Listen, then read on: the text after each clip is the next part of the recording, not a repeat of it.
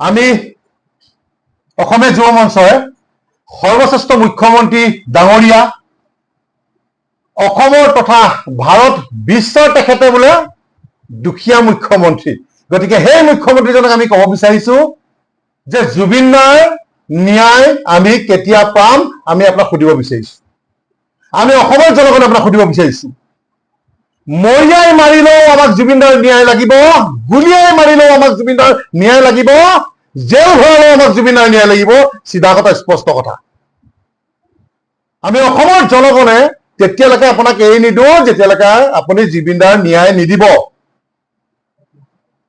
ভ্ৰাম্যমান থিয়েটাৰৰ দৰে, নৃত্য নাটিকাৰ দৰে, নাটকৰ দৰে আপোনালোকে যি ঢেকু ভাওনা কৰি আছে অসমৰ জনগণে দেখি আছে। গতিকে মুখ্যমন্ত্ৰী ডাঙৰীয়াৰ ওপৰত আমাৰ আস্থা আছিলে, ভৰসা আছিলে যে তেখেতে কৰিব পাৰিব। কাৰণ আমি জানো, আমি দেখিবলৈ পাইছো যে কোনেও কৰিব নোৱাৰা কাম আমাৰ হিমন্ত বিশ্ব শৰ্মা ডাঙৰীয়াই কৰি দেখুৱাইছিলে।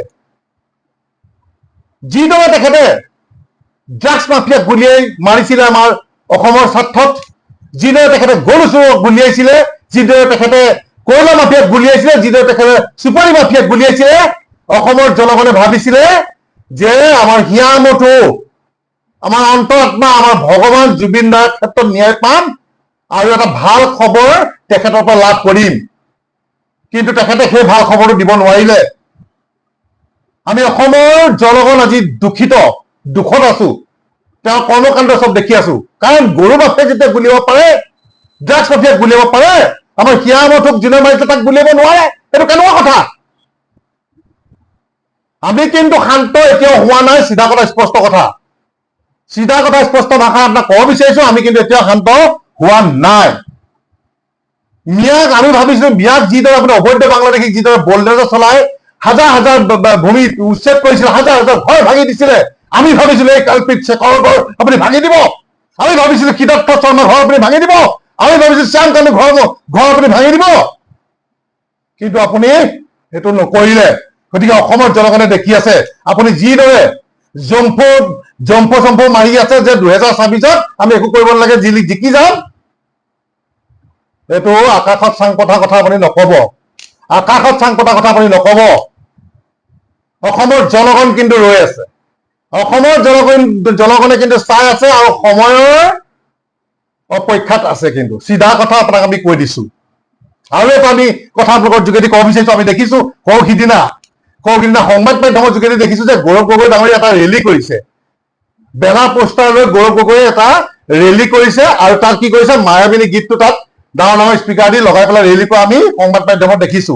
গতিকে আমি এটাই কথা ক'ব বিচাৰিছো, don't bring your dirty policy to Zubeen Garg, don't bring your dirty policy for Zubeen Garg. প্ৰত্যেকটো ৰাজনৈতিক দলক আমি কৈ দিব বিচাৰিছো যে ৰাজনীতি নানিব জুবিন গাৰ্গৰ লগত। কিন্তু জুবিন গাৰ্গ কেতিয়া ৰাজনীতি কৰিবৰ কাৰণে হ'ব নোৱাৰে। বিজেপি হওক, এজেপিয়ে হওক, কংগ্ৰেছে হওক, চিপিআই হওক, অখিল গগৈ হওক, লুইনে হওক, যোনে হওক, আমি কৈ দিছো ডাৰ্টি পলিটিক্স কিন্তু জুবিন গাৰ্গৰ ক্ষেত্ৰত ইউজ নকৰিব, নহলে কিন্তু আমি ভয়াৱহ কৰি দিম। কিন্তু দেই অসমীয়া যুৱ মঞ্চ কিন্তু শান্তত নাথাকিম, বাৰে বাৰে আমি কৈ আহিছো। আৰু মুখ্যমন্ত্ৰী ডাঙৰীয়াক আমি ক'ব বিচাৰিছো, যাওক এবাৰ জুবিন গাৰ্গৰ সমাধিস্থলত চাওকগে, অসমৰ জনগণে কেনেকে কান্দি আছে এতিয়াও ন্যায় বিচাৰি। বৌ মুখখন আমি চাব নোৱাৰো, চিঞৰি চিঞৰি কান্দি আছে যে ন্যায় লাগে, ন্যায় লাগে। আমি ভাবিছিলো আপুনি শ্ৰেষ্ঠ মন্ত্ৰী, মুখ্যমন্ত্ৰী ডাঙৰীয়া, আপুনি অসমৰ জনগণৰ কাৰণে বহুতখিনি কৰা দেখিছিলো, কৰি আছে। আমি ভাবিছিলো যে আমাক এটা ভাল খবৰ আপুনি দিব, ভাল খবৰ দিব, কিন্তু ভাল খবৰ নাহিল। ইতিমধ্যে শুনিছো যে কাইলৈ পৰহিলে তেওঁলোকক ক'ৰবাত জেলৰ হাতলৈ পঠিয়াই দিব, যে অসম নহবলৈ বাহিৰৰ ক'ৰবাত জেললৈ নিয়া যুঁজা চলাই আছে। কিন্তু সেইটো আমি অসমৰ জনগণে কি কৰিব লাগে সেইকেইটা কৰিম। আপুনি ন্যায় দিব নোৱাৰিলে আমি অসমৰ জনগণে নিজে ন্যায় ল'ম, কিন্তু আপুনি পস্তাই যাব। আপুনি যিবিলাক দম্ভ মাৰি আছে আপুনি কিন্তু পস্তাই যাব, চিধা কথা কৈ দিছো। আপোনাক মই এটা কথা ক'ব বিচাৰিছো, চিঞৰ মাৰি দিলে শুনা নিচিনা ছিংগাপুৰ, আপোনালোকে গৈ পেলাই এই যিকেইটা অহা নাই তাৰ অকমানকে ভিডিঅ' কাটি তেওঁলোকে ছচিয়েল মিডিয়াত দিলে, আপোনাৰ ফৌজ পঠিয়াই দিয়ক, পুলিচ আপোনাৰ, চৰকাৰ আপোনাৰ, বন্ধুত্ব ৰাষ্ট্ৰ বুলি আমি গম পাওঁ। গতিকে তেওঁলোকৰ ভিজা পাছপৰ্ট কাটি দিয়ক, কুকুৰৰ নিচিনাকে ইয়াত আহি উপস্থিত হ'ব লাগিব অসমত। আৰু যদি নোৱাৰে আপুনি বলক, আমি লগত যাম, অসমীয়া জনতা আপোনাৰ লগত যাম, পেটটোত ধৰি গোটেইকেইটাকে লৈ আহিম। পেটত ধৰি চুচৰ চিচৰ গোটেইকেইটাক লৈ আহিম ছিংগাপুৰৰ পৰা কোনো পিটন দি উলিয়াই দিম জুবিন দাক আমাক কি কৰিছিলে কি নাই আৰু বিশেষকৈ পাইলটজন যিজন পাইলটে সেই ইয়টখন চলাই আছিলে সেইজনক আনিব লাগিছিলে সেইজন যদি তাৰ বাসিন্দা হয় তেখেতক সন্মানে আহিলে হয় তেখেতক সুধিলে পটপটকে ওলাই পৰিলেহেঁতেন হয়তো সেই ইয়টখনততো কেমেৰা আছে ভিডিঅ' কেমেৰা আছে গোটেই ফটেজকেইটা সংগ্ৰহ কৰিব পাৰিলেহেঁতেন আপোনালোকে কৈছে তাত গৈ আমি এনকুৱাৰী কৰিব ঠিকে আছে এনকুৱাৰী কৰিব নালাগে আমাৰ এই অসমৰ যিকেইটা ধুৰন্ধৰ কালপ্ৰিট যিকেইটা অসমৰ এছ'চিয়েশ্যনৰ নামত তাত আছে এইকেইটা কিন্তু চুচৰাই আনক মুখ্যমন্ত্ৰী ডাঙৰীয়া আপোনাৰ সৎসাহস আছে আপুনি পাৰিব আপোনাৰ আমাৰ ওপৰত আমাৰ আস্থা ভৰসা আছে অসমবাসী ৰাইজৰ গতিকে আপুনি পাৰিব আপুনি চুচৰাই আনক সেইটো কথা আপোনাক কলো আৰু এটা কথা অৱশেষত আমি ক'ব বিচাৰিছো যে অসমৰ জনগণক এটাই প্ৰাৰ্থনা জনাব বিচাৰিছো অনুৰোধ জনাব বিচাৰিছো যে যিমানকেইটা চিনেমা হল আমাৰ অসমত আছে যদি পাৰো যে ভাৰততো আছে আমি এটাই কথা আমি সকলো অসমবাসী ৰাইজ ভাৰতবাসী ৰাইজৰ অনুৰোধ জনাইছো